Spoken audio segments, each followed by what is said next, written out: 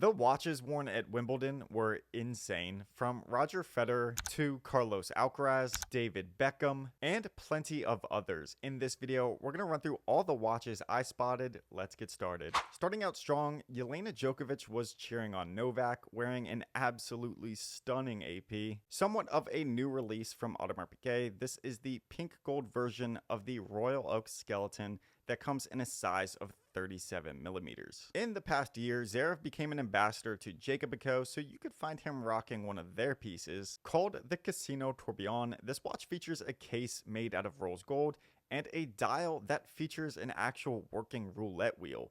Perfect for all my degen gambler friends. Ana Navarro has been rising the ranks in tennis, and it looks like De Bethune has capitalized, finding a spot on her wrist during play. This is the De Bethune DB28XS Starry Seas, and though I do love this watch, I don't know how comfortable it'd be to play in. Nick Jonas, I was not familiar with your wrist game. He had on a vintage piece from Rolex that looks absolute class. This day date is made out of yellow gold, features diamond indices, and a stunning blue smoky looking dial. In what makes absolutely zero sense, Rolex recently added Leonardo DiCaprio as a brand ambassador, so he was at Wimbledon rocking the new land dweller. The more I see this watch, the more I do love it, but the thing that I still can't get over are the numbers at 6 and 9 o'clock. I feel like there's just now too much going on with the dial. Also sitting next to Leonardo DiCaprio was actually the CEO of Rolex, who was also wearing the new land dweller. The one he had on though was the one in platinum, with an ice blue dial that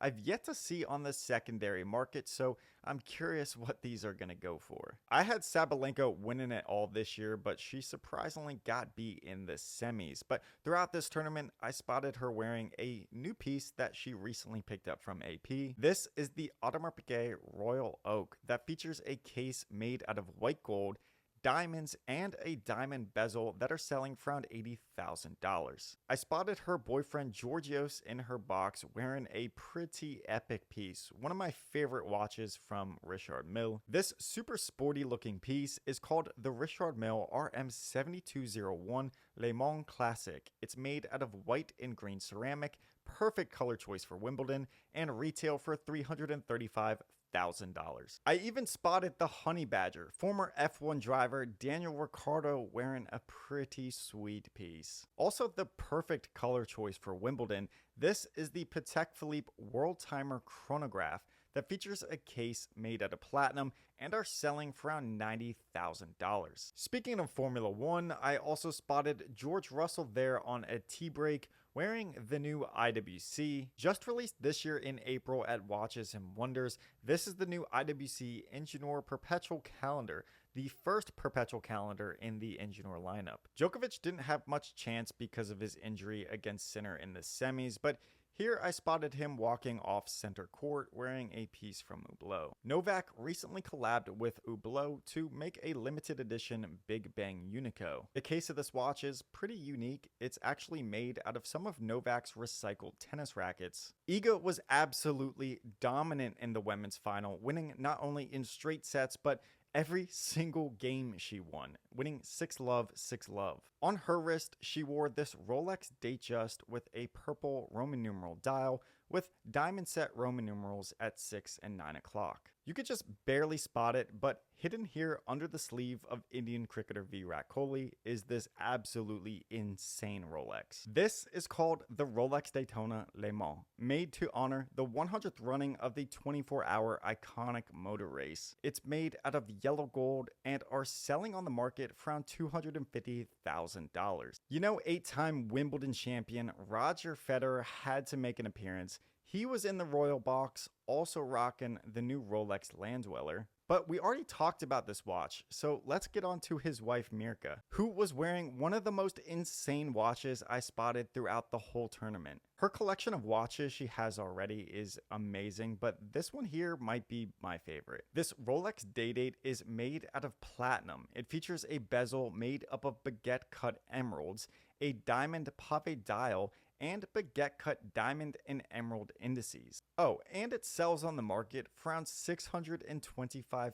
$100,000. Vanguard has entered the tennis space with their first tennis brand ambassador, Andrei Rublev, who was wearing one of their watches throughout the tournament during play. Retailing for $188,000, this is the Vanguard Orb Flying Tourbillon that's made out of titanium. But they also make one in a rose gold case that looks even more insane. The new turquoise and yellow gold Rolex Daytona was on the wrist of Russell Crowe, as well as Carlos Alcaraz, who ended up losing to Sinner in the final. I gotta be honest, when this watch first released, it did not make any sense to me. The yellow gold and turquoise just did not work together. But the more I'm starting to see it on wrist, the more I'm starting to actually like it. But I don't know. I need to get my hands on it first in person and then I'll really judge. Sinner also had on a Rolex Daytona and finally ended up beating Alcaraz, taking home his first Wimbledon title. His though is in Everose gold and are selling for, well, much cheaper, about $100,000 less at $45,000. Chris Hemsworth was there wearing an absolutely wild AP, a piece that you maybe have never even seen before. This Audemars Piguet Royal Oak skeleton is made out of white gold, and those turquoise stones you're seeing that wrap around the bezel, those are actually topaz. And expect to pay a pretty penny for this. These are selling for around $620,000. Indian actress Sonam Kapoor was also there wearing an AP, but her choice was more vintage. Also a Royal Oak skeleton, but this one's not a time-only watch. It actually features a perpetual calendar. Now, this one's crazy. I spotted a floating Rolex that was apparently on the wrist of John Cena, but I don't know.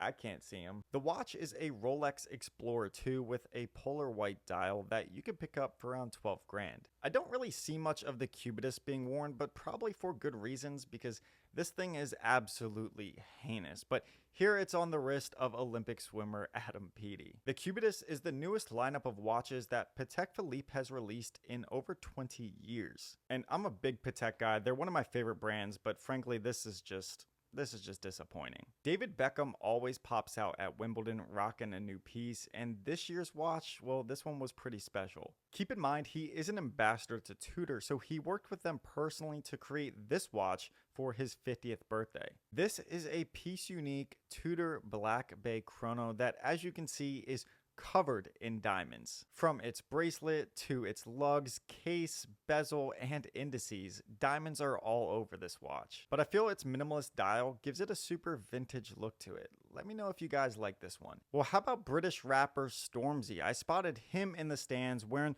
one of my favorite day dates. This is the 50th anniversary Rolex day date that is made out of Everose gold and features an olive green Roman numeral dial. Let me know, out of all these watches, if you had your choice, what would you choose? Because I'm taking the platinum day date. If you enjoyed the video, smash that like button, subscribe, and I'll see you guys in the next one.